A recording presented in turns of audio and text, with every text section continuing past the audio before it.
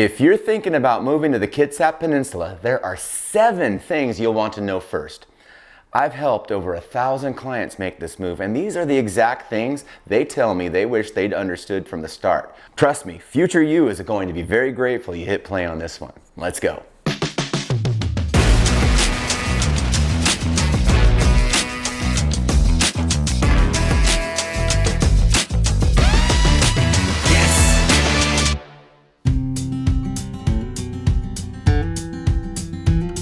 If you click this video, you're either an escrow on a Kitsap home right now or you're seriously thinking about it. Either way, you've already heard the easy stuff. Yes, the trees are tall. Yes, the ferry is real. And yes, you'll pay less than King County. That is not what this video is. This video is the 7 things that the relocation blog posts and the glossy Bainbridge tourism reels do not tell you. Most out-of-state buyers come into Kitsap with one mental model. It's like Seattle, just cheaper and slower. That is the belief, and it is the belief that costs people money. Because Kitsap isn't Seattle minus traffic, it's a peninsula. A peninsula of 4 incorporated cities and a string of unincorporated communities. 4 ferry terminals, 2 naval bases, and 5 school districts that do not share boundary lines, and a topography that creates microclimates so different that it can be raining sideways in Bremerton and sunny in Hansville all in the same Tuesday afternoon. My name is James Bergstrom. I'm broker owner of Paramount Real Estate Group. I live here, I work here, I run a real estate school here, and I've helped relocators from California, Texas, Virginia, New York, Hawaii, and a surprising number from Idaho actually land softly right here on the peninsula. I'm not made by the Chamber of Commerce. I'm paid when you don't regret your purchase. So here's the order. Number 1, the microclimates. Number 2, the internet checkerboard. Number 3, the real cost of being remote. And number 4, how ferry time becomes your religion. Number 5, school district boundaries that don't sit still. And number 6, the waterfront rule book. And last but not least, number 7, the one that costs the most money that nobody wants to talk about, junior taxing districts. Stick with me. The last one is the one I would tattoo on a relocator's hand or arm if I could. Let's start with the one nobody believes until they've lived through one full winter. Kitsap has microclimates, plural. The Olympic Mountains, the giant range of peaks to our west, act like a giant umbrella. So storms roll in and off the Pacific, they slam into those mountains and dump most of their water on the Olympic side. By the time the clouds reach the Kitsap Peninsula, they've been wrung out. That's called a rain shadow. But here's the part nobody tells you. The rain shadow is not uniform across Kitsap. The northern tip of the peninsula around Hansville and Port Gamble sits in one of the driest pockets in the entire Puget Sound region. Bremerton, only about 35 miles south, gets noticeably more rain. Some years the difference is 12 to 18 inches. Here's what that means for you, the buyer. The Zillow algorithm does not factor microclimates. 2 homes with the same square footage and the same year built, one in Bremerton, one in Hansville, will have very different lifestyles. The Hansville home will spend more days a year with sun on the lawn, and the Bremerton home will spend more weeks under that classic Pacific Northwest gray ceiling. Neither is bad, but if you're moving here from Phoenix or San Diego and your mental health depends on vitamin D, you need to know which side of the umbrella you're buying under.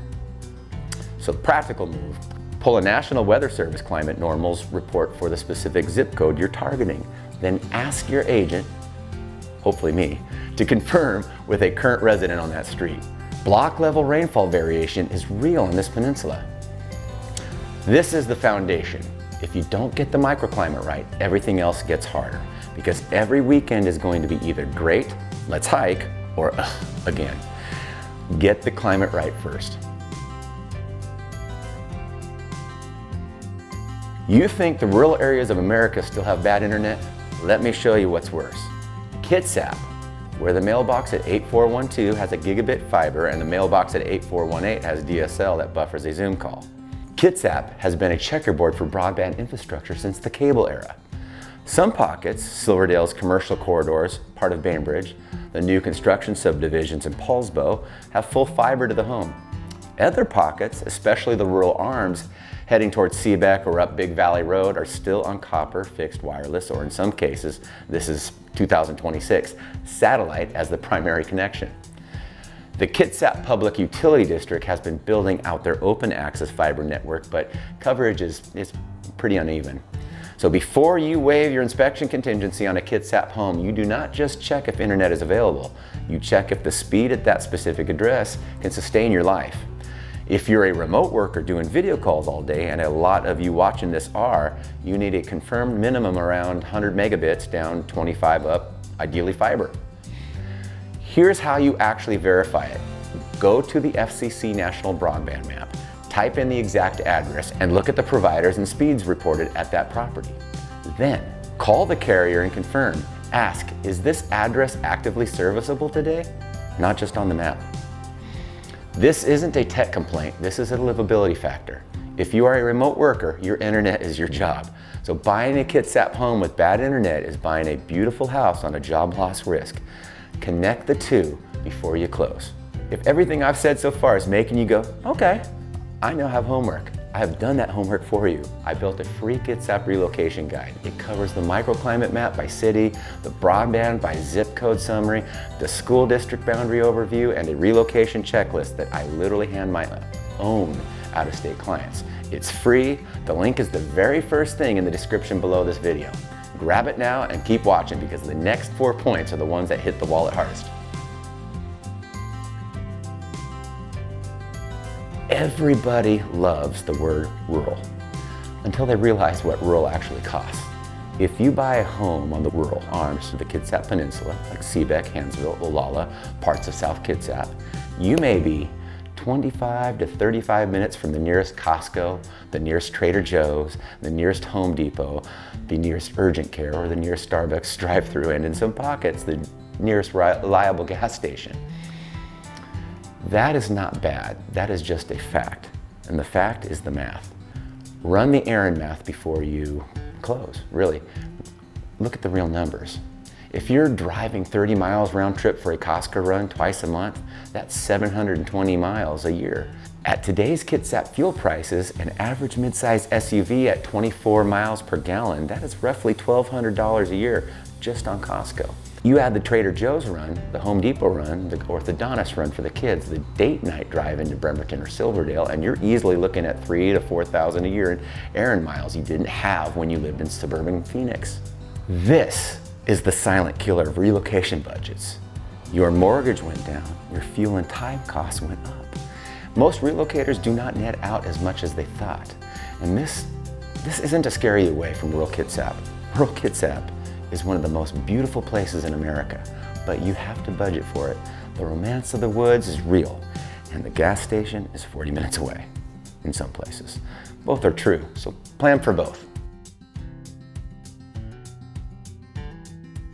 Here is the cultural shift nobody warns relocators about. In Kitsap, you don't plan your day around your calendar, you plan your day around the ferry schedule. There are 7 ferry routes that basically serve the Kitsap Peninsula in some form. The Bainbridge to Seattle, Washington State Ferry, it's about 35 minutes. The Bremerton to Seattle, Washington State Ferry, about an hour. The Bremerton Fast Ferry, Kitsap Transit's passenger only, is about only 28 minutes. The Kingston Edmonds, Washington State Ferry, it's about 30 minutes. The Southworth Fauntleroy, Washington State Ferry, and the Kitsap Transit's passenger only Southworth Fast Ferry, plus the Kingston Fast Ferry. That is a lot of options. It's also a lot of timetables, and every single one of them runs on a schedule that is not negotiable. So what this looks like in practice, once you live here, your phone has a bookmark tab for the Washington State Ferry's Vessel Watch and the Kitsap Transit Fast Ferry Tracker. You will know the 5:45 boat from the 6:20 boat. You will know that missing the 9:55 means you wait until 11:10. Date nights in downtown Seattle become an exercise in ferry math. School field trips become an exercise in ferry math. A medical appointment in Seattle becomes an exercise in ferry math. And during seismic retrofits or vessel breakdowns, both of which are part of the rhythm of this system, you reroute on the fly. This is not a complaint. Most Kitsap residents will tell you that the ferry is the single best part of living here. It's an amazing trip. It's beautiful. 28 minutes of reading a book on a boat versus an hour and 20 in I-5 traffic doesn't even compare, it's not close. But you have to internalize it. The ferry runs your life, you don't run the ferry. The ferry, well, it's a commute, it's a lifestyle. The relocators who love it the most are the ones who pick their home around it. The ones who hate it are the ones who bought 35 minutes from any terminal and then realized that adding a 35-minute drive to a 35-minute boat ride is in fact more than an hour. This one is for the parents, and it's for anyone whose home value depends on staying in a stable district line. Kitsap County is served by multiple school districts. The big ones are North Kitsap, Central Kitsap, South Kitsap, Bremerton, and Bainbridge Island. Their boundaries do not match city limits. They do not match zip codes. They do not match Google Maps. They are drawn by the district itself, and they get redrawn, what districts call boundary adjustments or school feeder pattern updates, when enrollment numbers shift, or when a new school opens, when a school closes, or when the district consolidates capacity. So what that means for you as a buyer, the address you're touring today might be in one elementary school's catchment zone. So a boundary adjustment 2 years from now could move it to a different one, and the home is the same, but the school assignment is not. So how to handle this in practice? Step 1, do not trust the school assignment listed on Zillow or Redfin. Those data feeds lag. Pull the school district's own boundary tool. Every Kitsap district publishes one, and type in that exact address. Step 2, ask the district directly when the last boundary review happened and whether one is on the calendar. Step 3, read the district's strategic plan or capital facilities plan. New schools opening or schools closing usually trigger boundary changes within 12 to 24 months. So for commute logistics, bus stops, walk zones, ride times, those are all addressable on the district website. The walk zone radius matters, like, well, inside the radius, no bus, outside the radius, bus pickup. That changes your morning routine in ways out-of-state buyers don't anticipate.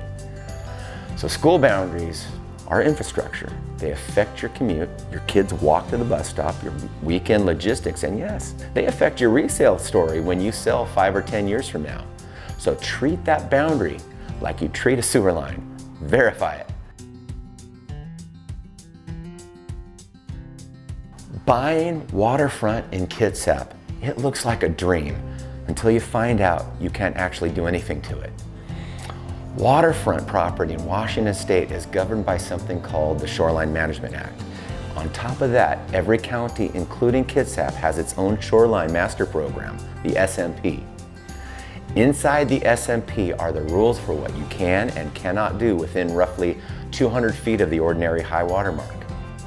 That includes setbacks for new construction, restrictions on bulkhead repair or replacement, riparian buffer requirements, geological hazard rules, wetland buffer rules, and sometimes archaeological review.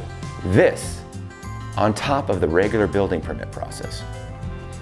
And then there are critical areas. Steep slopes, wetlands, the kind that line a lot of Hood Canal fall under critical area regulations that limit grading, vegetation removal, and even where you can place a deck or a shed.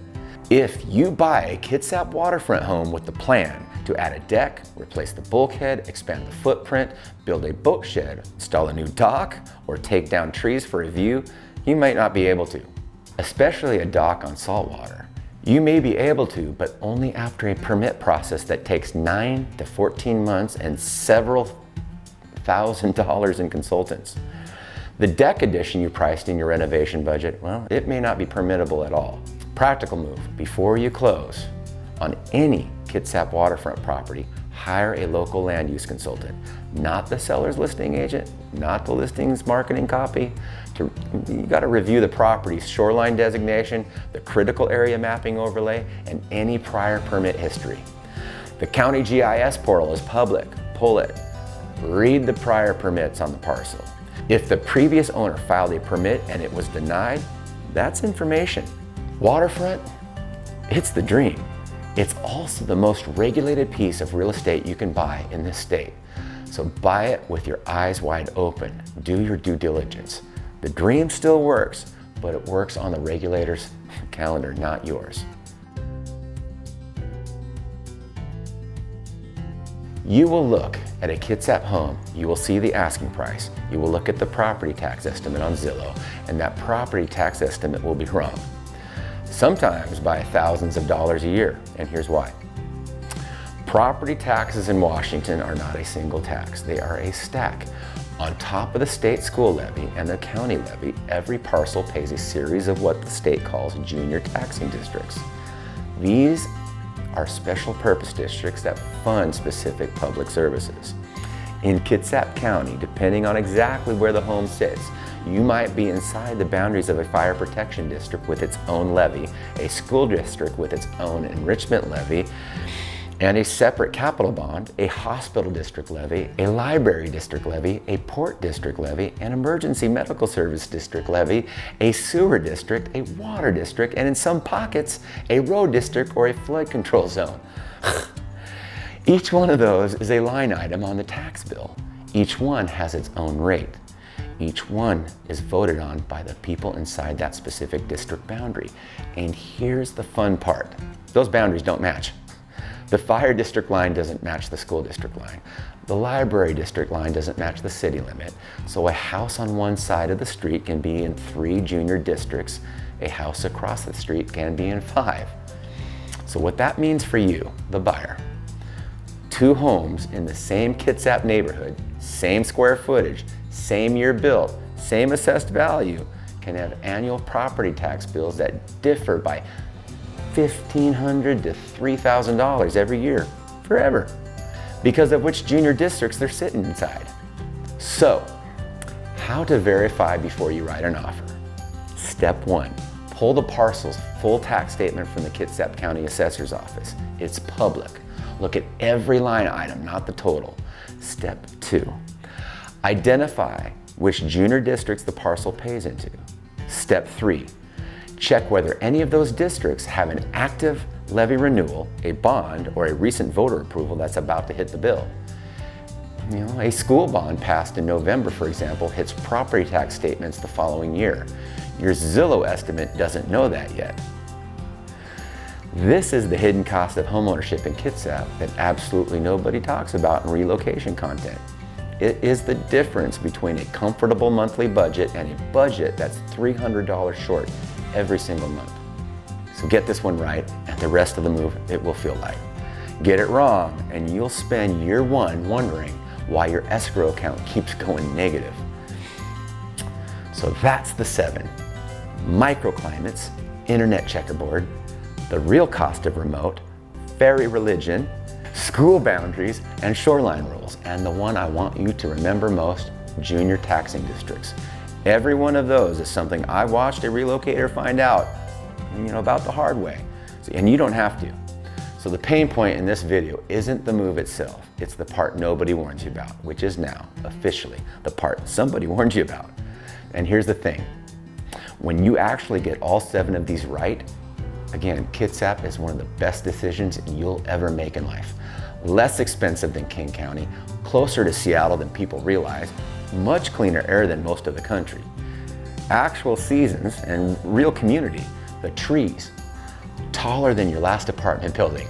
The dream works, it just works better when you walk into it informed. If this video saved you a headache, and I hope it did, hit the like button. If it didn't, hit the comment button, tell me what I missed. I read every one.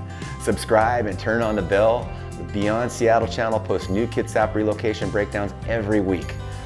So if you're in escrow on a Kitsap property right now, or you're seriously thinking about it, go grab the free Kitsap relocation guide in the description below. And if you want me in your corner on the actual transaction, the second link is a no pressure intro call with my team at Paramount Real Estate Group. We love to help relocators land softly, and that's our whole job. Either way, thank you so much for hanging in for the long version. The Peninsula is worth every minute of the homework. I'll see you in the next one.